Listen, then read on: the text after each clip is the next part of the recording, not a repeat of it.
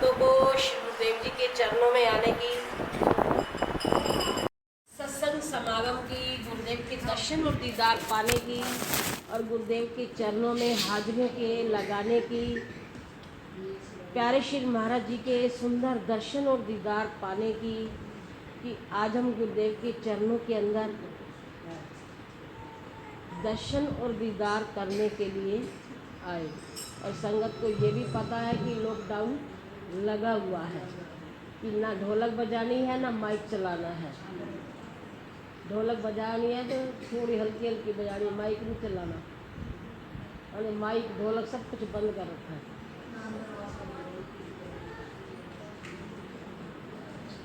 तो जैसे सतगुरुदेव के जो हुक्म सबके लिए चल रहा है, जो नियम जो हुक्म सरकार का हो जाए, वो भी सरकार और ये भी सरकार।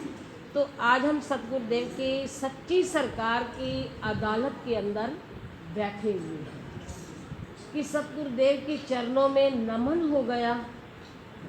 नमन करें, वंदन करें, पूजन करें कि सतगुरुदेव को जितना हम दिलो जिगर से रिझाएंगे, नमन कर लेंगे, तो उतना ही उनके आशीर्वाद को पाएंगे कि तेरी याद और दर्श में बीते ये जन्म हमारा।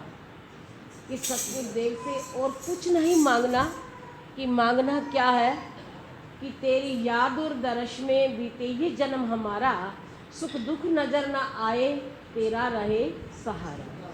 जो सतगुरुदेव का सहारा लेकर जीवन को बशर करते हैं, कि हम तो उनके चरणों की क्या है, धूल है। कि जिसको सतगुरुदेव के चरणों में धूल मिल जाए, पनाह मिल जाए, तो और क्या चाहिए। कि सतगुरुदेव कृपा निधान, शहंशाहों के शहंशाह, कि सारे आलम के खुदा है। कि उनके चरणों में जो झुक जाता है, जो झुक जाता है वो कुछ पा भी जाता है।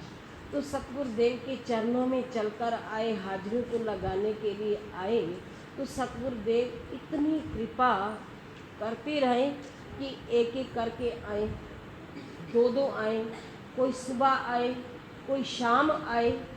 कि भीड़ नहीं करनी ना, कि अगर हम कोई सुबह आएगा कोई शाम आएगा तो सतगुरुदेव के चरणों से आशीर्वाद वही पाएगा।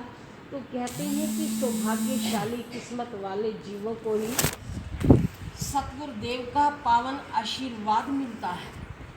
सतगुरुदेव के चरणों में उनका ही आना होता है कि वो लोग निराले होते हैं, कि वो लोग निराले होते हैं, वो किस्मत वाले होते हैं कि जिनको बुलावा आता है। तो वो किस्मत वाले होते हैं कि जिनको सतगुरुदेव के चरणों में बुलाया जाता है। उनकी हाजिरियाँ सतगुरुदेव आप परवान करते हैं।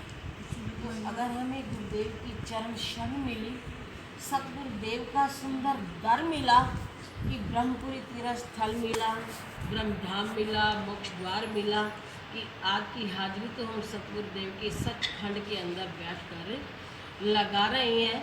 कि कहते हैं कि सचखंड के अंदर पहुंच जाने के बाद तो और कुछ नहीं होता।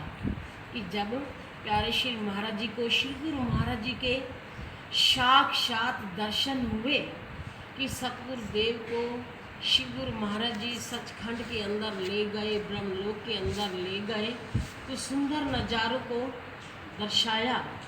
तो प्यारे श्री महाराज जी जब उस आसन के ऊपर बैठने लगे, तो श्री गुरु महाराज जी ने क्या फरमाया कि अजय इस आसन पे नहीं बैठ। कि अजय तो तू बड़े बड़े काम करने में। कि श्री गुरु महाराज जी ने सब कुछ प्यारे श्री महाराज जी को ब्रह्मलोक के सारे सुंदर नज़ारे दर्शाए, जो जो फरमाया।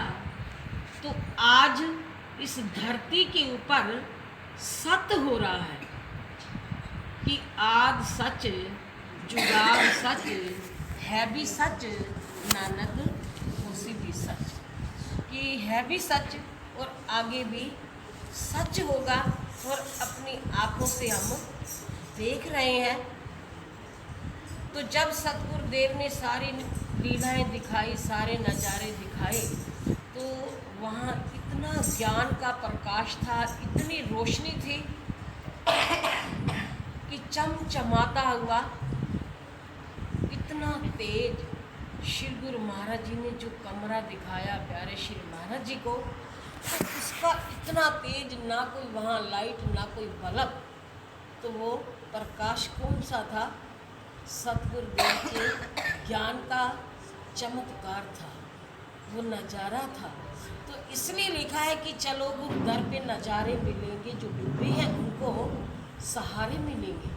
कि सतगुरुदेव का दर ही हम जीवों का सहारा है, कि हम जीवों को अपने चरणों के अंदर पनाह देने वाले दातार हैं, कि उनको जितना भी रिझाएं, जितना भी मनाएं, तो उतना ही कम है।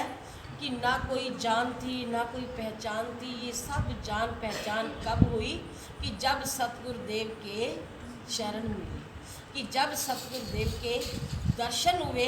तो इसलिए लिखा है कि किसी काम के थे नहीं, कि हे सतगुरुदेव जी किसी काम के थे नहीं, कोई न छूता छाम।